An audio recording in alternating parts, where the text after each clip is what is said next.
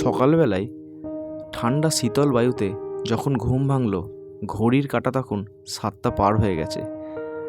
সকালবেলায় আজকে ডিসিশন ছিল অটল টানেল যাওয়ার, তাই স্বভাবতই 8:30টার পর ব্রেকফাস্ট সেরে আমরা বেরিয়ে পড়লাম অটল টানেলের উদ্দেশ্যে। সময় লাগলো প্রায় 1 থেকে 1.5 ঘন্টা।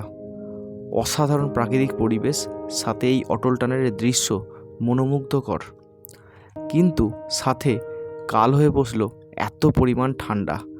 ঘড়ি দেখাচ্ছে, মোবাইল দেখাচ্ছে -9 ডিগ্রি টেম্পারেচার, যেখানে পায়ের চেটো থেকে শুরু করে হাতের তালু একেবারে জমে কাঠ। গায়ে রয়েছে ঠান্ডার দেশের যে শীত কাপড়ের বস্ত্র, সেগুলো ওজনের চাপে নড়তেও পারছি না। রাস্তা দিয়ে হেঁটে যাচ্ছি আর দাঁতে দাঁত লেগে যাচ্ছে। সে এক অনন্য পরিবেশ, অথচ দেখুন লোকের কোনো কমতি নেই। এই বরফে এত লোক এসেছে এই জানুয়ারি মাসে, ভাবার বাইরে। এই পরিবেশ যেন ভোলার নয়। চারিদিক যেদিকেই তাকাই শুধুই সাদা। সামনে এই ছোট্ট নদীটি, আমি জানি না নামটা কি, কিন্তু অসাধারণ লাগছে এই পরিবেশের মধ্যে। সাথে ঠান্ডা শীতল বায়ু প্রত্যেক সময় হাড় কাঁপিয়ে তুলছে।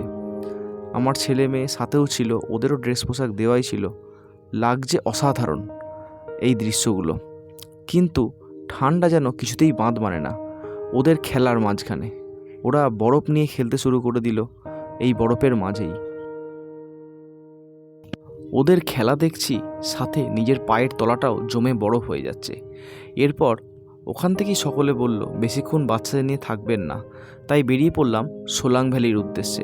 ওখান থেকে বেশি দূর নয়, 15 থেকে 20 মিনিটের মধ্যেই সোলাং ভ্যালি আমরা পৌঁছে গেছিলাম। দেখলাম দারুণ প্যারাগ্লাইডিং হচ্ছে। সোলাং ভ্যালির সৌন্দর্যটা, বরফের পাহাড়ের সাথে এই প্যারাগ্লাইডিং, এই দৃশ্যটি সবচেয়ে মনোরম। এত সুন্দরভাবে ল্যান্ডিং করছে এবং ওখান থেকে উঠছে, জাস্ট ভাবার বাইরে। দেখে চোখ সার্থক। কিছু ছবি দিলাম অটল টানেলের, দেখুন ভালো লাগবে। সাবস্ক্রাইব করবেন এবং শেয়ার করবেন অবশ্যই।